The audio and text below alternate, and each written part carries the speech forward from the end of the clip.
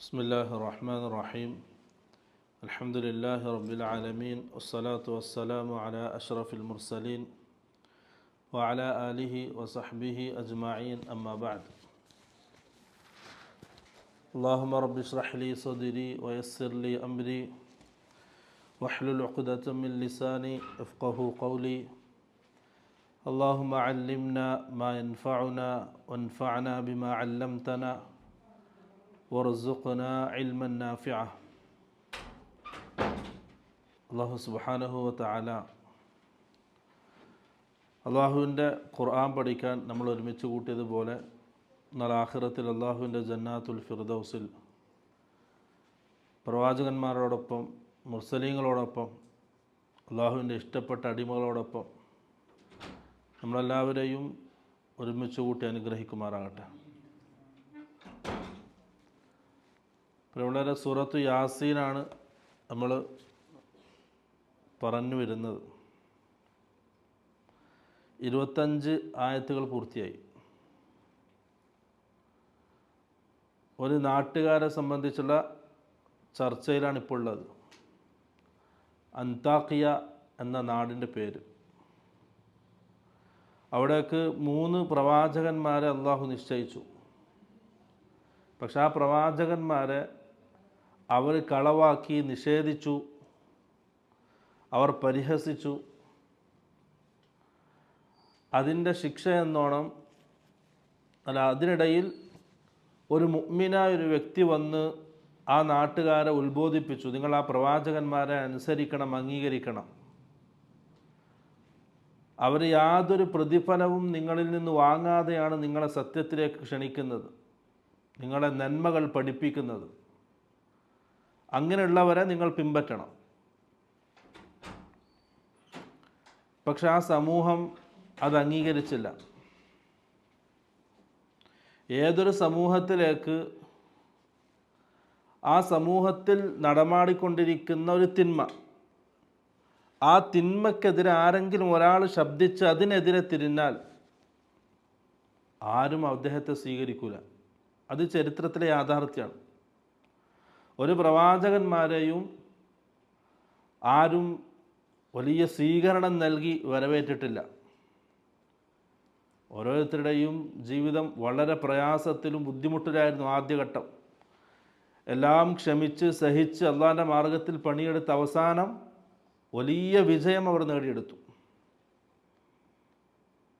റസൂൽ സല്ലല്ലാഹു അലൈഹി വസല്ലമക്ക്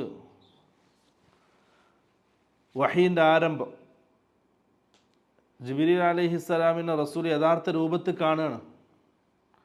അങ്ങനെ പേടിച്ച് പനി പിടിച്ച അള്ളാഹിൻ്റെ റസൂലിന് നേരെ പോയി ഖദീജയുടെ അടുക്കലേക്ക്, ഖദീജ റളിയല്ലാഹു അൻഹ വറഖത്ത് ബിൻ നൗഫലിൻ്റെ അടുക്കലേക്ക് കൂട്ടിയിട്ട് പോയി റസൂലിനെ. എന്നിട്ട് വിവരങ്ങൾ പറഞ്ഞു.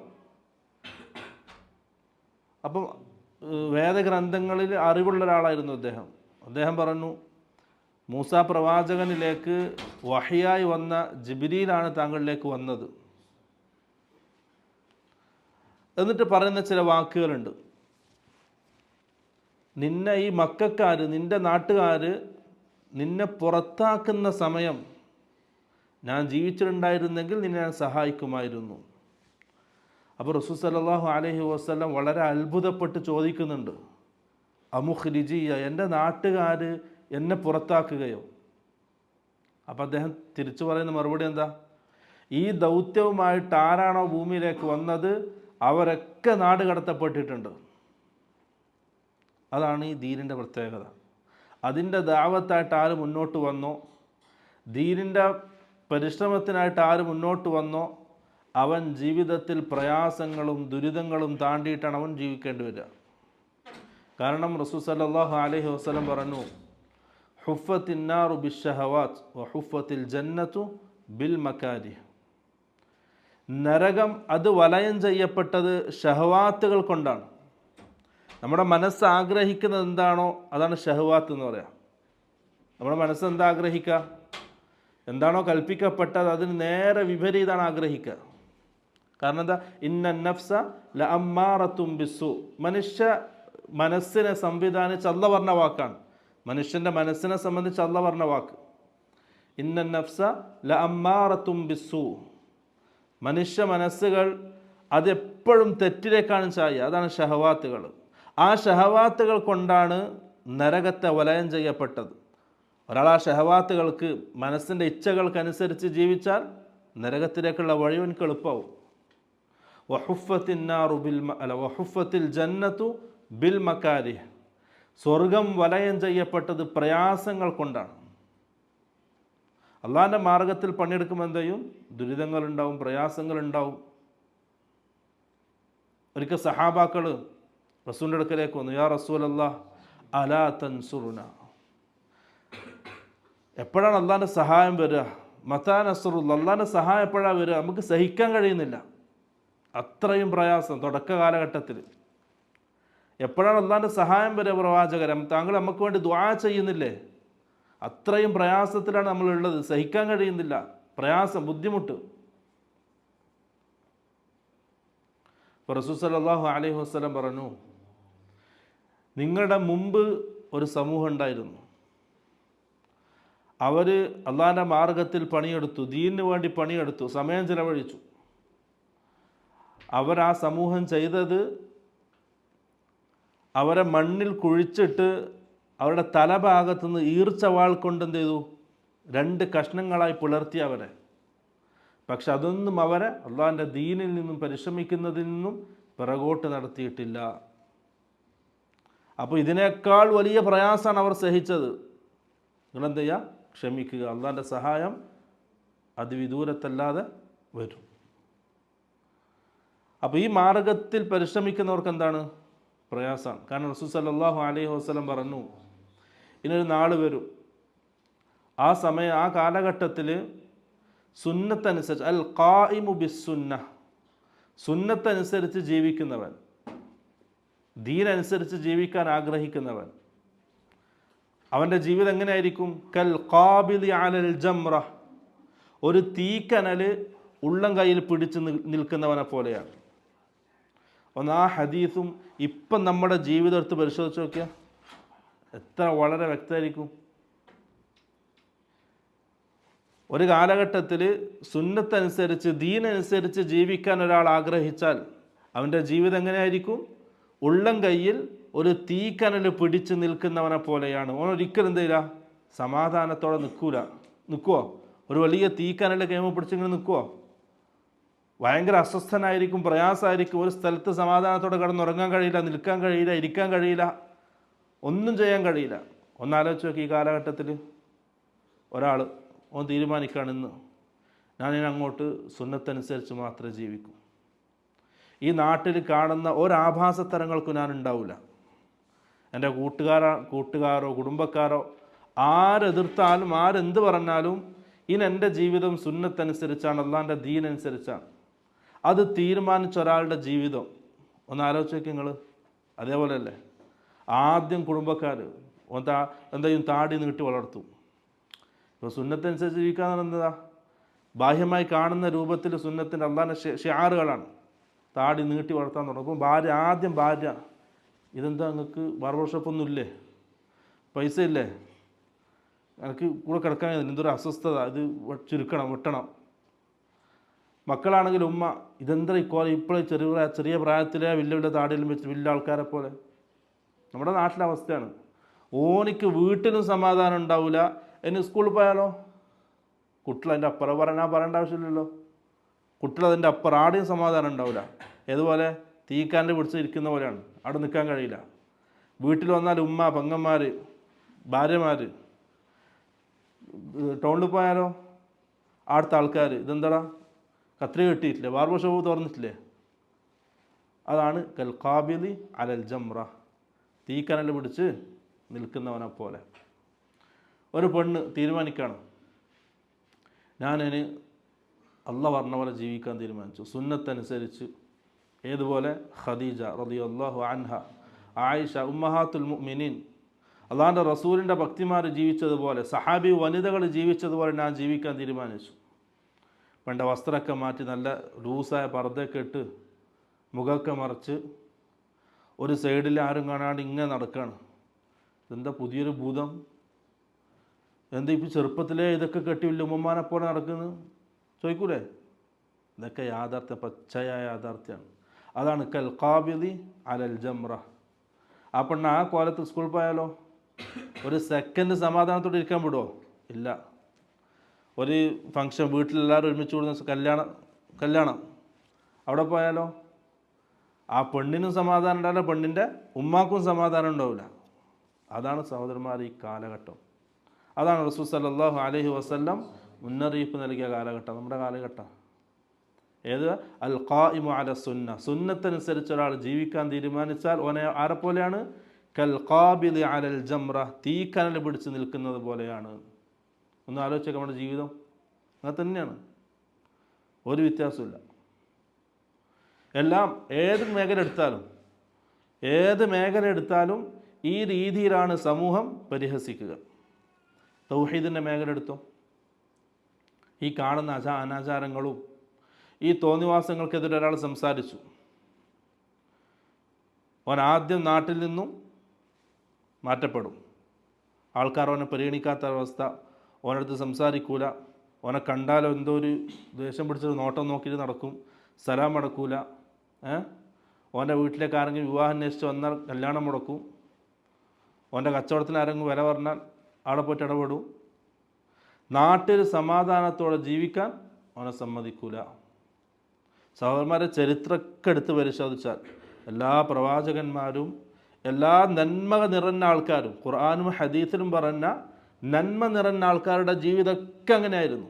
ഇനി അങ്ങോട്ട് ഇതിനേക്കാൾ ശക്തമായ രീതിയിലായിരിക്കും പ്രയാസങ്ങൾ ഉണ്ടാവുക. അതുകൊണ്ട് ക്ഷമിക്കുക. നമുക്ക് മുമ്പിലും നമ്മുടെ മുമ്പിലും മാതൃകകളുണ്ട്. ഇനി വരാനിരിക്കുന്ന കാലഘട്ടത്തെ സംബന്ധിച്ചും റസൂൽ മുന്നറിയിപ്പ് നൽകിയിട്ടുണ്ട്. അവിടെ നമുക്കെന്തില്ല? നിരാശയില്ല. നമുക്ക് സമാധാനം എവിടെയാണ്? സ്വർഗത്തിലാണ്. നമുക്ക് സന്തോഷം എവിടെയാണ്? സ്വർഗത്തിലാണ്. ദുനിയാവ് മരിക്കുന്നത് വരെ എന്തായാലും ജീവിക്കും, അല്ലേ? ആ സമയം എത്തിയാൽ പിന്നെ അങ്ങോട്ടുമില്ല ഇങ്ങോട്ടുമില്ല. ഇന്ന് കണ്ടില്ലേ, എല്ലാവരും വലിയ പ്രതീക്ഷയിൽ, കുറേ ആൾക്കാർ അന്യ നാട്ടുകാരാണ്, അവർ സ്വന്തം നാട്ടിലേക്ക് വലിയ പ്രതീക്ഷയിൽ സന്തോഷത്തോടെ തിരിച്ചു പോകാൻ തയ്യാറായി നിൽക്കുകയാണ്. ചില ആൾക്കാരോ മറ്റൊരു നാട്ടിലേക്ക് എന്തൊക്കെയോ വലിയ പ്രതീക്ഷകളും വലിയ തീരുമാനങ്ങളും അതൊക്കെ ആയിട്ടാണ് പോകുന്നത്. ഒരു സെക്കൻഡ് കൊണ്ട് ഇല്ലാതായില്ലേ വിമാനാപകടത്തിൽ? അത്രയേ ഉള്ളൂ അള്ളാഹിൻ്റെ അടുക്കൽ. എല്ലാം തീരാൻ ചില സെക്കൻഡുകൾ കൊണ്ട്, നിമിഷങ്ങൾ കൊണ്ട് ചെയ്യും, എല്ലാം അവസാനിക്കും. പിന്നെ അങ്ങോട്ടോ ഒരിക്കലും തീരാത്ത ജീവിതമാണ് ബർസഖ് കഴിഞ്ഞാൽ യൗമുൽ ഖിയാമ, പിന്നെ ഹിസാബുണ്ട്, മീസാനുണ്ട്.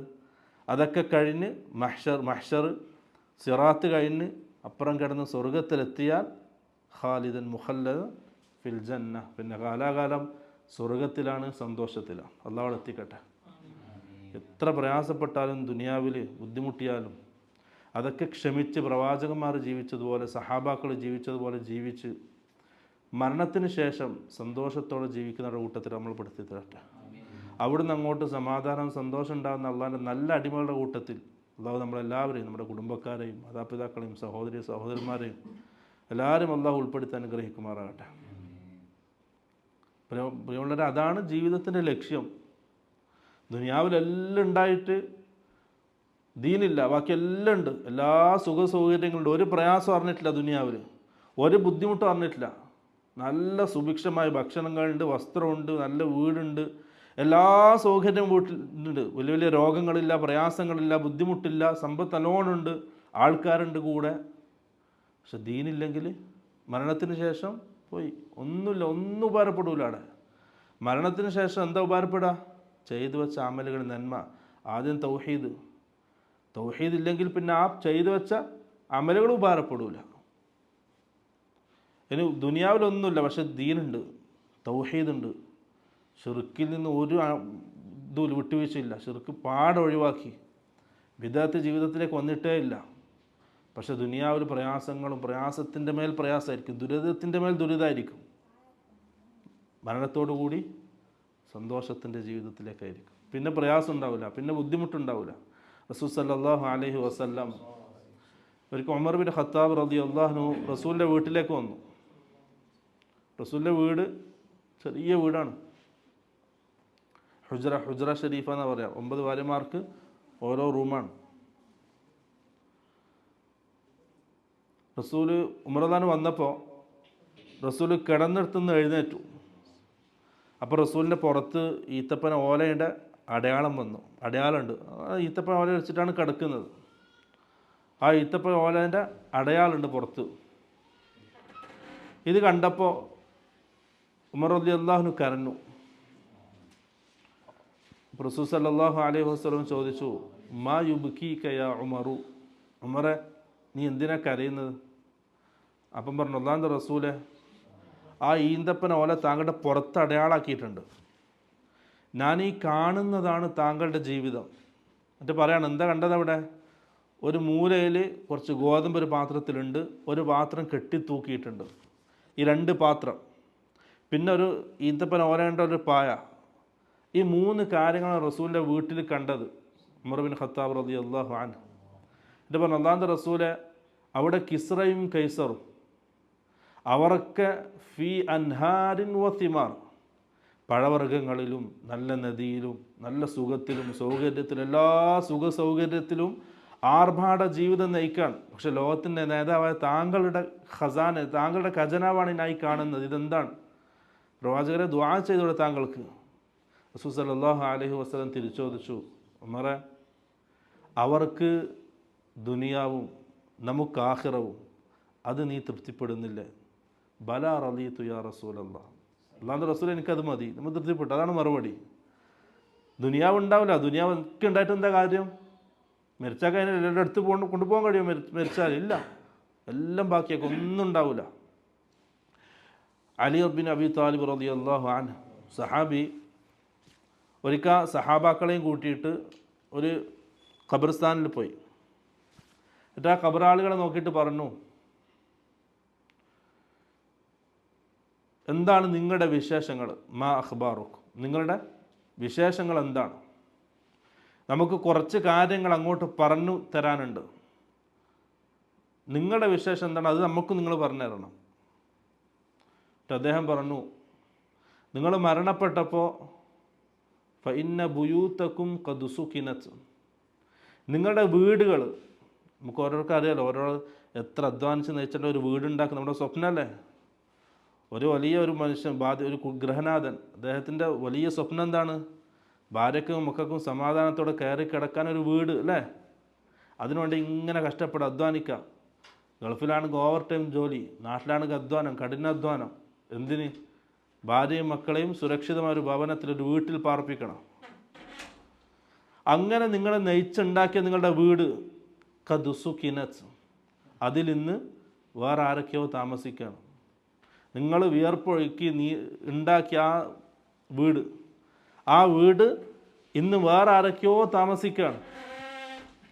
ഫഇന്ന അംവാലക്കും ഖദ് ഖുസിമത്, ഫഇന്ന അംവാലക്കും, നീ ഉണ്ടാക്കിയ സമ്പത്ത്, നീ അള്ളാനെ മറന്ന്, ദീൻ മറന്ന്, 5 വക്ത് നിസ്കാരം മറന്ന്, ജമാഅത്തില്ല, നോമ്പില്ല, ജോലി ക്ഷീണത്തിന് നോമ്പൊക്കാത്ത ആൾക്കാരുണ്ട് നമ്മുടെ നാട്ടിൽ. അങ്ങനെ ദുനിയാവിൻ്റെ സുഖങ്ങളുമില്ല, ആഖിറം തീരെയില്ല. ആ രീതിയിൽ നീ സ്വരൂപിച്ചുണ്ടാക്കിയ നിൻ്റെ സമ്പത്ത് ഖദ് ഖുസിമത്, അതിന്ന് ആൾക്കാർക്കിടയിൽ വിഭജിക്കപ്പെട്ടു. അത് ആരൊക്കെയോ ഇന്ന് ഉപയോഗിക്കുകയാണ്. നീ അധ്വാനിച്ചുണ്ടാക്കിയ സമ്പത്തിൽ നിന്ന് ആരൊക്കെയാണ് ഉപയോഗിക്കുന്നത്? ഫഇന്ന അസ്വാജക്കും ഖദ് നുകിഹത്, നിങ്ങളുടെ ഇണകൾ, അവരിന്ന് മറ്റൊരു ഇണയെ തേടിപ്പോയി, അവർ ആരും നിങ്ങളെ കാത്തു നിന്നിട്ടില്ല. അദ്ദേഹം പറഞ്ഞു, ഇതാണ് നമുക്ക് നിങ്ങളോട് പറയാനുള്ളത്. എന്നിട്ട് അദ്ദേഹം തിരിഞ്ഞു, സഹാബാക്കളിലേക്ക് തിരിഞ്ഞു, എന്നിട്ട് പറഞ്ഞു, അള്ളാഹു ഖബറാറികൾക്ക് സംസാരിക്കാൻ കഴിവ് കൊടുക്കുമെങ്കിൽ അവർ പറയുമായിരുന്നു, ഫഇന്ന ഖൈറസ്സാദി തഖ്വ, ഇതാ ഇങ്ങോട്ട് വരുമ്പോൾ തഖ്വ കൊണ്ടുവന്നോ, വേറെ ഒന്നും ഇവിടെ ഉപകാരപ്പെടില്ല. എന്തായിരിക്കും? ഒന്ന് ആലോചിച്ച് നോക്കാം നമ്മുടെ ജീവിതം. എന്തായാലും ഒരു ദിവസം മരിക്കൂലേ? ആരെങ്കിലും മരിക്കാണ്ട് ജീവിക്കോ? നമുക്കെല്ലാം ഉറപ്പുണ്ട്, എന്താ, ഒരു ദിവസം ഞാൻ മരിക്കും. അതെങ്ങനെ, എപ്പോൾ, എവിടെ, അള്ളാഹ്ക്ക് മാത്രമേ, നമുക്ക് ആർക്കും അറിയില്ല. എന്നിട്ട് നമ്മൾ അള്ളാഹനെ മറന്ന് ജീവിക്കുന്നുണ്ടെങ്കിൽ സുബഹിൻ്റെ ബാങ്ക് കൊടുത്ത് ജമാഅത്തിന് എണീക്കാൻ തോന്നുന്നില്ല, ഭയങ്കര പ്രയാസം, എണീക്കാൻ കഴിയുന്നേ ഇല്ല. എന്ത് ധൈര്യത്തിലാണ് കിടന്നുറങ്ങുന്നു? ആ ഉറക്കിൽ മരണപ്പെട്ടാൽ ഒന്ന് ആലോചിച്ച് നോക്കിയാൽ നാളെ ആഖിറത്തിൽ അള്ളാഹുവിൻ്റെ കോടതിയിൽ പോയി നിൽക്കുന്ന രംഗം. റസൂൽ സല്ലല്ലാഹു അലൈഹി വസല്ലം പറഞ്ഞു, നാളെ ആഖിറത്തിൽ യുബഅസുൽ അബ്ദു അലാ മാ മാത അലൈഹി, ഓരോ അടിമയും നാളെ ആഖിറത്തിലേക്ക് ഉയർത്തെഴുന്നേൽപ്പിൻ്റെ ദിവസം അവർ ഖബറിൽ നിന്നും എഴുന്നേറ്റ് വരുന്നത് അലാ മാ മാത അലൈഹി, എങ്ങനെയാണോ മരണപ്പെട്ടത് അങ്ങനെയാണ്. ഏതവസ്ഥയിലാണോ മരണപ്പെട്ടത് ആ അവസ്ഥയിലാണ് ഖിയാമത്ത് നാൾ വരിക.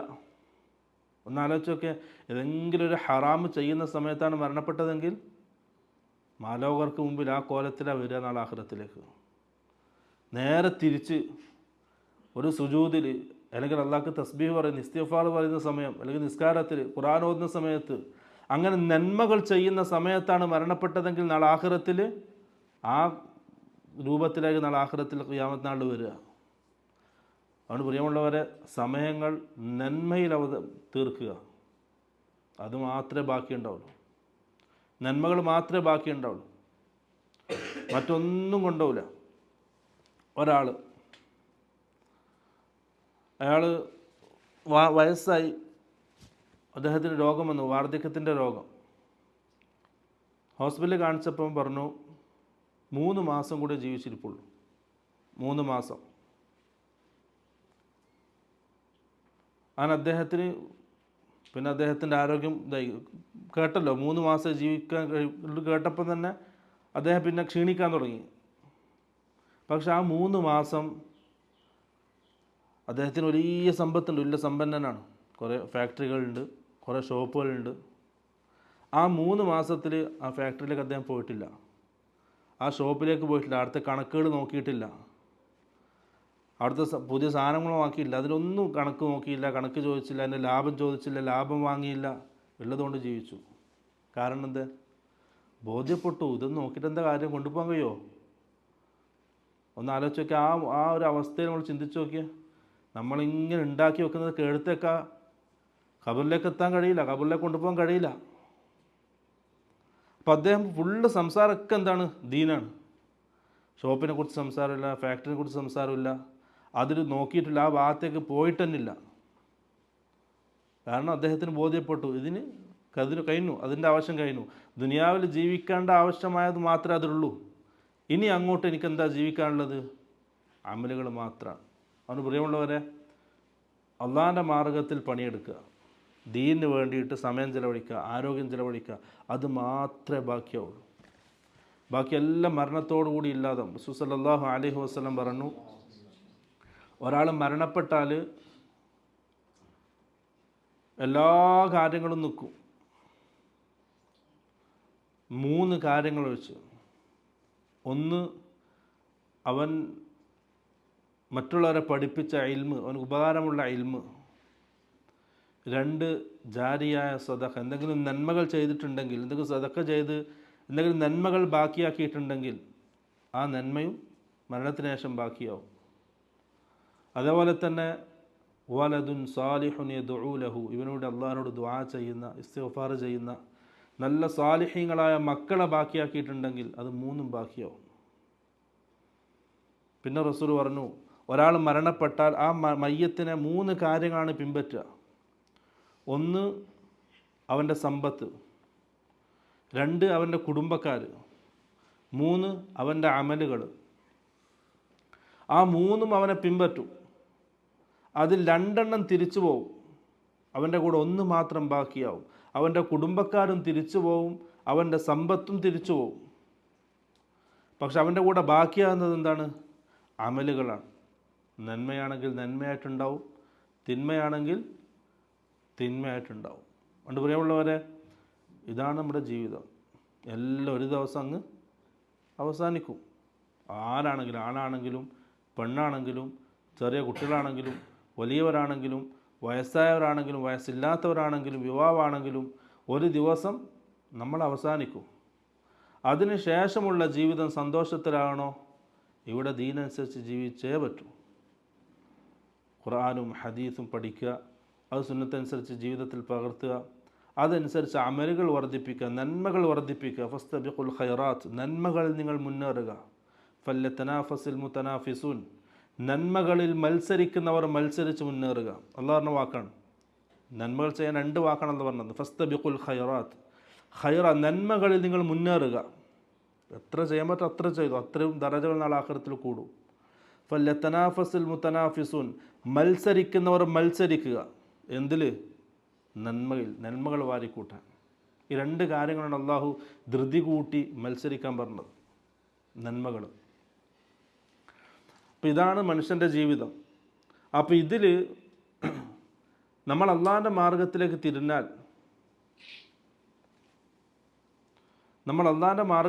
തിരിഞ്ഞാൽ, പിന്നെന്താണ്? പ്രയാസങ്ങളായിരിക്കും, ബുദ്ധിമുട്ടായിരിക്കും. അമ്മാർ ബിൻ യാസിർ റളിയല്ലാഹു അൻഹു, സഹാബി, അടിമ കുടുംബമാണ്. ഉമ്മയും അടിമയാണ്, ഉപ്പയും അടിമയാണ്. 3 അംഗ കുടുംബം മുസ്ലിമായി. മുസ്ലിം ആയതും ഖുറൈശികൾ അത്രയും പീഡിപ്പിച്ചു, അങ്ങനെ വേദനിപ്പിച്ചു. അമ്മാർ അള്ളാൻ്റെ മുമ്പിൽ വെച്ചിട്ട് എന്ത് ചെയ്തു? ഉമ്മാനെ കൊന്നു. ഉപ്പ യാസിർ റളിയല്ലാഹു അൻഹു ബോധരഹിതനായിട്ട് വീണു, ഉപദ്രവം സഹിക്കാൻ കഴിയാതെ. ചെറുപ്പക്കാരനായ അമ്മാർ റളിയല്ലാഹു അൻഹു പിടിച്ചു നിന്നു. പക്ഷെ ഇതൊന്നും സഹിക്കാൻ കഴിയാത്ത അങ്ങേയറ്റ അവസാനം എത്തിയപ്പോൾ അദ്ദേഹം എന്ത് ചെയ്തു? റസൂലിനെ ചീത്ത വിളിച്ചു ഖുറൈശികൾക്ക് മുമ്പിൽ. അവരുടെ ആരാധ്യന്മാരെ നല്ലത് പറയുകയും റസൂലിനെ ചീത്ത വിളിക്കുകയും ചെയ്തു. അപ്പോൾ അവരെന്ത് ചെയ്തു? വിട്ടു. നേരെ എഴുന്നേറ്റ് ഓടി അള്ളാൻ്റെ റസൂലിൻ്റെ അടുക്കലേക്ക്. നിൽ തുമിങ്ക യാ റസൂൽ അല്ലാ, അള്ളാൻ്റെ റസൂലെ, ഞാൻ താങ്കളെ ചീത്ത വിളിച്ചിട്ടു. എന്നിട്ട് കരയാണ്. അപ്പോൾ റസൂൽ ചോദിച്ചു, കൈഫ തജിദു ഖൽബക്, എന്നെ നീ ചീത്ത വിളിക്കുമ്പോൾ നിൻ്റെ മനസ്സെങ്ങനെയായിരുന്നു? അപ്പോഴാണ് സഹാബി പറയുന്നത്, മുത്മഇന്നും ബിൽ ഈമാൻ, അള്ളാഹുവിൻ്റെ റസൂലെ, എനിക്ക് നല്ല പൂർണ്ണ ഈമാനുണ്ട്, നല്ല ഈമാനുള്ള അവസ്ഥയിലാണ്. പക്ഷേ ഞാൻ വായു കൊണ്ട് ആ പ്രയാസം സഹിക്കാൻ കഴിയാതായപ്പോൾ പറഞ്ഞതാണ്. അപ്പോൾ റസൂൽ സല്ലല്ലാഹു അലൈഹി വസല്ലം പറഞ്ഞു, ഫഇൻ ആദു ഫഉദ്, ഇനിയും അവർ ആവർത്തിക്കുകയാണെങ്കിൽ, പിന്നെ ബുദ്ധിമുട്ടിക്കുകയാണെങ്കിൽ നീ ഇനിയും ആവർത്തിച്ചു. റസൂൽ എന്ത് ചെയ്തു? ഇളവ് കൊടുത്തു. അങ്ങനെ സഹിച്ചു ആ സഹാബി, അത്രയും പ്രയാസം സഹിച്ചു. ഖബ്ബാബ് ബിൻ അറത്ത് റളിയല്ലാഹു അൻഹു, ഉമർ റളിയല്ലാഹുവിൻ്റെ കാലം, ഭരണകാലത്ത്, ഉമർ റളിയല്ലാഹുവിൻ്റെ കാലത്ത് എന്ത് ചെയ്തു? ഇസ്ലാമിക രാജ്യം വികസിച്ചു. ഓരോ രാജ്യങ്ങളും ഇസ്ലാമിൻ്റെ കീഴിൽ വരികയാണ്. അപ്പോൾ നല്ല സുഭിക്ഷമായിട്ട് ഭക്ഷണം, വസ്ത്രം, എല്ലാവർക്കും സുഖ സൗകര്യങ്ങൾ, പ്രയാസങ്ങളില്ല, ബുദ്ധിമുട്ടില്ല. അപ്പോഴെല്ലാവരും ജനങ്ങൾ ദീനിൽ നിന്നും അകലുന്നു എന്നൊരു പേടി ഉമർ റളിയല്ലാഹുവിന് തോന്നി. ഉമർ റളിയല്ലാഹു എന്ത് ചെയ്തു? പഴയ സഹാബാക്കളെ വിളിച്ചു, ആ ത്യാഗങ്ങൾ സഹിച്ച സഹാബാക്കളെ, മുൻഗാമികളെ വിളിച്ചു. എന്നിട്ട് ഖബ്ബാബിൻ അറത്തിനോട് പറഞ്ഞു, ഖബ്ബാബ് സദസ്സിലേക്ക് വിളിച്ചിട്ട്, ഇതാ ഈ ചെറുപ്പക്കാർക്ക് ആ മുൻകാലത്ത് നമ്മൾ റസൂലിൻ്റെ കൂടെ ഉണ്ടാകുമ്പോൾ നമ്മൾ സഹിച്ച ആ ത്യാഗം അതൊന്ന് പറഞ്ഞു കൊടുക്കാൻ പറഞ്ഞു. നമ്മൾ സഹിച്ച ആ ത്യാഗം അത് ഒന്നെന്ത് ചെയ്യണം? സഹാബാക്കൾക്ക് പറഞ്ഞു കൊടുക്കണം. ഖബ്ബാബിനർത്ഥമുള്ളത് ഒന്നും ചെയ്തില്ല. എന്താ ചെയ്തറിയോ?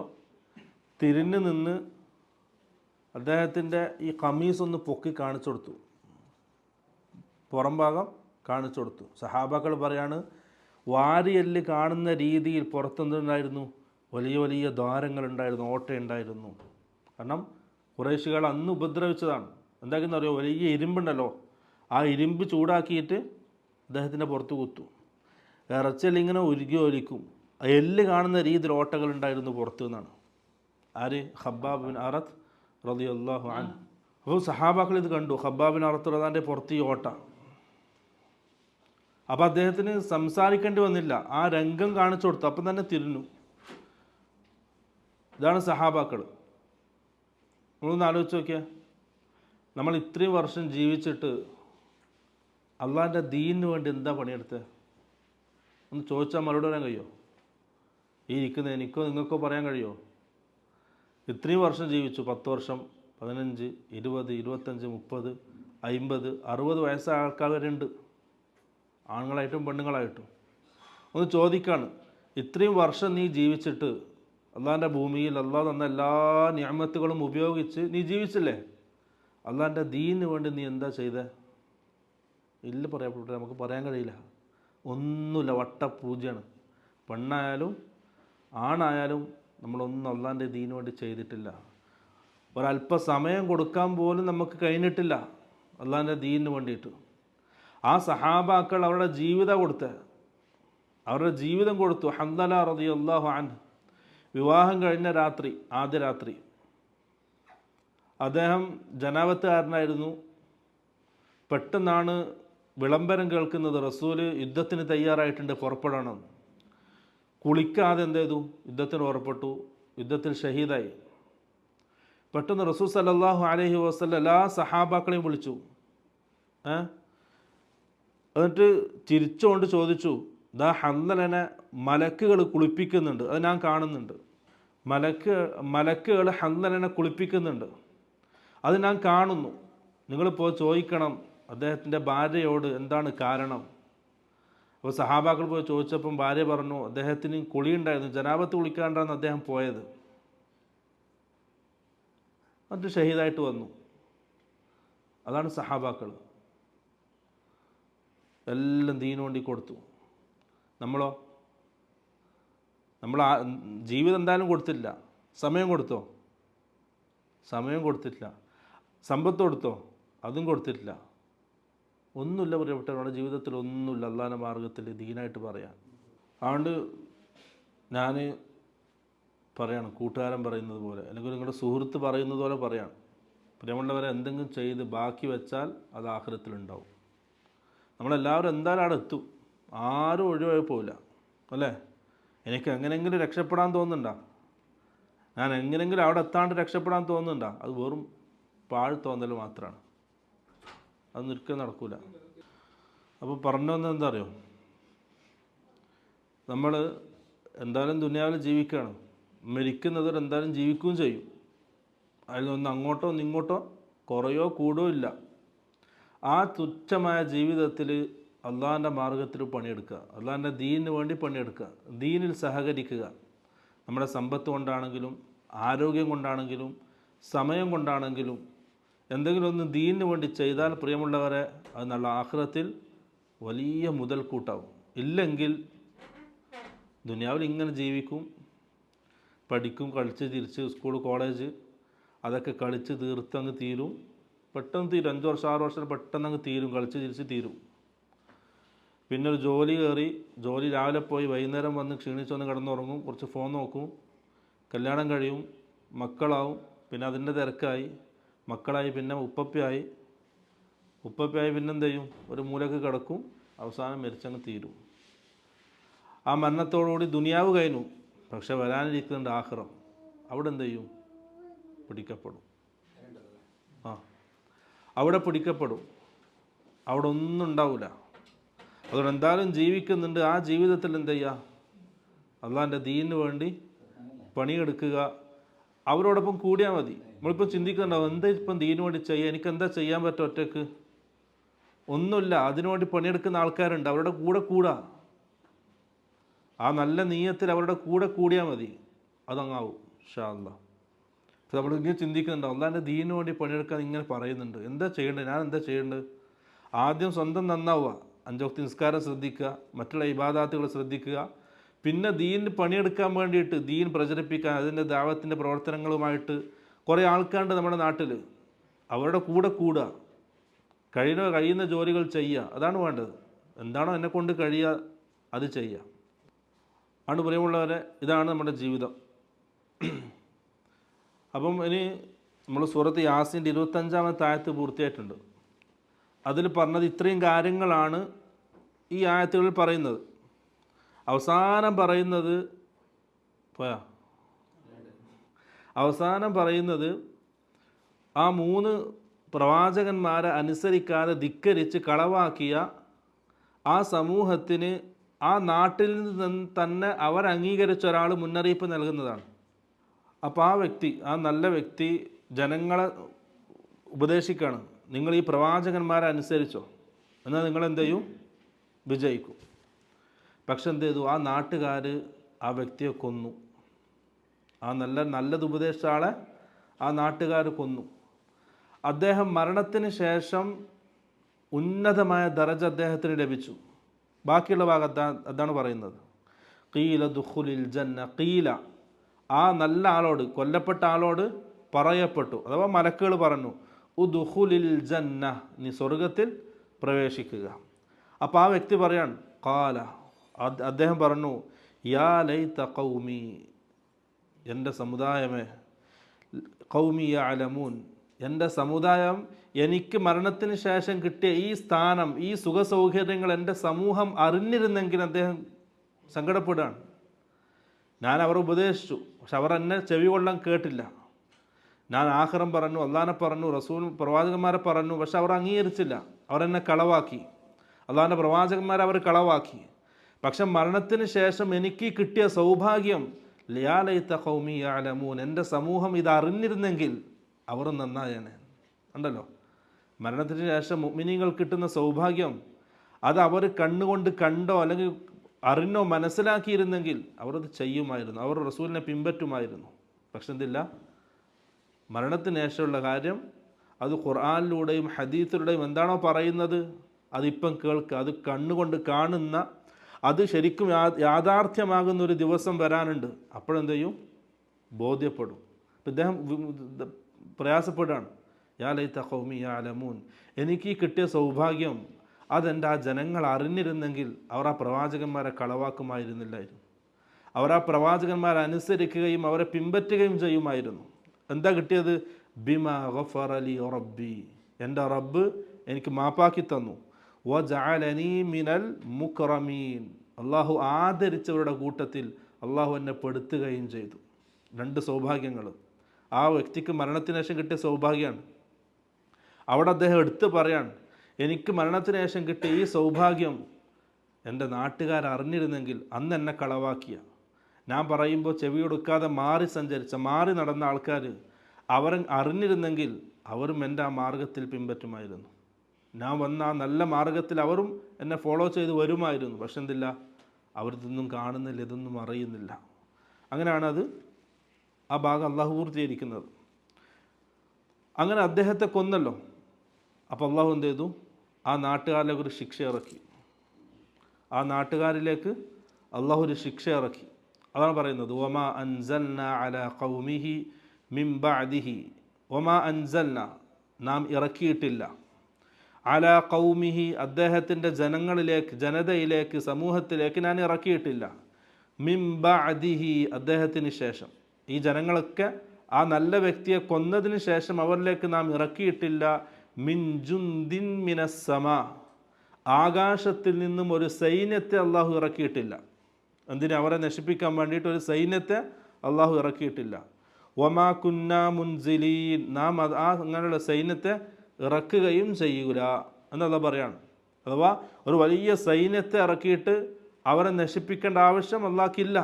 അതിനേക്കാൾ എളുപ്പമാണ് അവരെ നശിപ്പിക്കാൻ അള്ളാഹുവിന്, അതിനേക്കാൾ എളുപ്പമാണ്. അള്ളാഹു എങ്ങനെ ആ സമൂഹത്തെ നശിപ്പിച്ചത്, ഇൻ കാനത് ഇല്ലാ സൈഹതൻ വാഹിദതൻ, ഒരു വലിയ ശബ്ദം, ഒരു വലിയ സൈന്യത്തെ ഇറക്കി ഒരു സന്നാഹങ്ങൾ ഒരുക്കിയിട്ട് എന്തില്ല, അവരെ നശിപ്പിക്കേണ്ട ആവശ്യം അള്ളാഹ്ക്കില്ല. അതിനേക്കാൾ എളുപ്പത്തിൽ അള്ളാഹു എന്ത് ചെയ്യും, കൈകാര്യം ചെയ്യും. കൈകാര്യം ചെയ്തെങ്ങനെയാണ്, ഇൻ കാനത്, അവർക്ക് വന്ന ശിക്ഷ ആയിരുന്നില്ല, ഇല്ലാ സൈഹതൻ വാഹിദ, ഒരു വലിയ ശബ്ദമല്ലാതെ മറ്റൊന്നും ആയിരുന്നില്ല. അള്ളാഹു അവരെ ശിക്ഷിച്ചത് എങ്ങനെയാണ്, ഒരു വലിയ ഘോരമായ ശബ്ദം. നമ്മളെ കേൾവിക്കുന്നുണ്ട് ഒരു പരിധിയുണ്ട്, അതിൻ്റെ അപ്പുറമുള്ള കേൾവി എന്തില്ല, താങ്ങാൻ കഴിയില്ല, മനുഷ്യന്മാർക്ക് താങ്ങാൻ കഴിയില്ല. അപ്പോൾ അവരെല്ലാം ശിക്ഷിച്ചത് വലിയൊരു ശബ്ദം കൊണ്ടാണ്. ആ ശബ്ദം വന്നപ്പോഴെന്ത് ചെയ്തു, ഫഇദാഹും ഖാമിദൂൻ, അവരൊക്കെ നശിച്ച് കെട്ടടങ്ങിപ്പോയി. അത്രയേ ഉള്ളൂ അള്ളാഹ്ക്ക്. അതുകൊണ്ട് വലിയ സംഭവമാക്കേണ്ട ആവശ്യമൊന്നുമില്ല.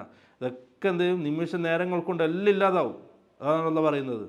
എനിക്കെന്തില്ല, എൻ്റെ ഒരു പ്രബോധകനെ, അള്ളാഹിൻ്റെ ദീനിലേക്ക് ക്ഷണിക്കുന്ന നല്ലൊരാളെ നിങ്ങൾ വകവരുത്തിയല്ലോ, നിങ്ങൾ കൊന്നല്ലോ, എന്നിട്ട് ധിക്കരിച്ചല്ലോ, എൻ്റെ പ്രവാചകന്മാരെ നിങ്ങൾ ധിക്കരിച്ചല്ലോ, അതിന് നിങ്ങളെ ശിക്ഷിക്കാൻ ആകാശത്തു നിന്നും ഒരു വലിയ സൈന്യത്തെ ഇറക്കേണ്ട ആവശ്യമൊന്നും എനിക്കില്ല, ഞാൻ അങ്ങനെ ഇറക്കില്ല. മറിച്ച് എന്താണ്, ഇൻ കാനത് ഇല്ലാ സൈഹതൻ വാഹിദ, ഒരു ശബ്ദം മതി, ഒരു വലിയ ശബ്ദം ഉണ്ടെങ്കിൽ തന്നെ എന്ത് ചെയ്തു, നിങ്ങളൊക്കെ നശിച്ച് കെട്ടടങ്ങും എന്നാണ് അല്ലാഹു സുബ്ഹാനഹു വ തആല ഈ ആയത്തിലൂടെ അറിയിക്കുന്നത്. അപ്പോൾ അല്ലാഹു പറയാണ്, അവരെ ശിക്ഷിക്കാൻ ഒരു വലിയ സൈന്യത്തെ ആകാശത്ത് നിറക്കേണ്ട ആവശ്യമൊന്നും അല്ലാഹ്ക്കില്ല. മറിച്ച് ഒരു വലിയ ശബ്ദം, ആ ശബ്ദം വന്നതോടുകൂടി ഫഇദാഹും ഖാമിദൂൻ, അവരൊക്കെ നശിച്ച് കെട്ടടങ്ങിപ്പോയി ആ ഒരു വലിയ സമൂഹം. എന്നിട്ട് പറയാണ് യാ ഹസ്റതന അലൽ ഇബാദ്, ആ അടിമകളുടെ നാശം, അടിമകളുടെ നാശം. മാ യഅതീഹിം മിർ റസൂലിൻ, പ്രവാചകന്മാരിൽ നിന്നൊരാളും അവരുടെ അടുക്കലേക്ക് വന്നിട്ടില്ല. ഇല്ലാ കാനൂ ബിഹി യസ്തഹ്സിഊൻ, അവർ ആ പ്രവാചകന്മാരെ പരിഹസിച്ചിട്ടല്ലാതെ. അപ്പോൾ ആ സമൂഹം ചെയ്ത തെറ്റെന്താണ്? അവർക്ക് നന്മ പറഞ്ഞു കൊടുക്കാൻ, അവരെ ഹിദായത്തിലേക്ക് ക്ഷണിക്കാൻ, നന്മയിലേക്ക് അവരെ ക്ഷണിക്കാൻ പോയ ആൾക്കാരെ അവർ പരിഹസിച്ചു. ദുനിയാവിൻ്റെ ആൾക്കാരുടെ സ്വഭാവമാണത്. നന്മകൾ പറഞ്ഞിട്ട് പോകുന്ന ആൾക്കാരെ പരിഹസിക്കുക, അവരെ വഷളാക്കി കളയുക, അതാണ് അവർ ചെയ്ത തെറ്റ്. ഇത് പറയണം, എന്താ പറയാണ്? യാ ഹസ്റതന അലൽ ഇബാദ്, ആ അടിമകളുടെ നാശം. അവരിലേക്ക് ഞാൻ ദൂതന്മാരെ അയച്ചു, പ്രവാചകന്മാരെ നിയോഗിച്ചു. എന്തിന്? അവർക്ക് നന്മകൾ പറഞ്ഞു കൊടുക്കാൻ, അവരെ നേരായ മാർഗത്തിലേക്ക് കൊണ്ടുവരാൻ, ദുനിയാവിലും ആഖിറത്തിലും വിജയിക്കാനുള്ള മാർഗനിർദ്ദേശങ്ങൾ അവർക്ക് നൽകുന്ന, അവരിൽ നിന്ന് അതിനു വേണ്ടി യാതൊരു പ്രതിഫലവും വാങ്ങാത്ത പ്രവാചകന്മാരെ നാം നിയോഗിച്ചു. പക്ഷെ എന്ത് ചെയ്തു? അവരെ കളിയാക്കി, പരിഹസിച്ചു. ദീൻ പറയുന്ന ആൾക്കാർ, ആഖിർ പറയുന്ന ആൾക്കാരെ നാട്ടുകാർ പരിഹസിക്കും. അള്ളാഹിനെ പറ്റി പറയുന്ന ആൾക്കാരെ നാട്ടുകാർ പരിഹസിക്കും, കളിയാക്കും, വഷളാക്കും ആൾക്കാർക്ക് മുമ്പിൽ. അത് അള്ളാഹിൻ്റെ വലിയ കോപത്തിനിരയാകുന്ന കാര്യമാണ്. നമ്മുടെ നാട്ടിലൊക്കെ ഉണ്ട്, സാധാരണയാണത്. ദീൻ പറയുന്ന ആൾ, റസൂലിനെ പറ്റി പരിചയപ്പെടുത്തുന്ന ആൾ, സുന്നത്ത് പരിചയപ്പെടുത്തുന്ന ആൾക്കാർ, അവരെ നാട്ടുകാരെന്ത് ചെയ്യും? കോമാളിയാക്കും, പരിഹസിക്കും. ദീനനുസരിച്ച് ജീവിക്കുന്ന ആളെ, നന്മയിലേക്ക് ക്ഷണിക്കുന്ന ആളെ നാട്ടുകാർ പരിഹസിക്കും, കളിയാക്കും, വഷളാക്കും. അതാണ് ഇവിടെ പറഞ്ഞത്. ആ നാട്ടുകാർ ചെയ്തത് അതായിരുന്നു.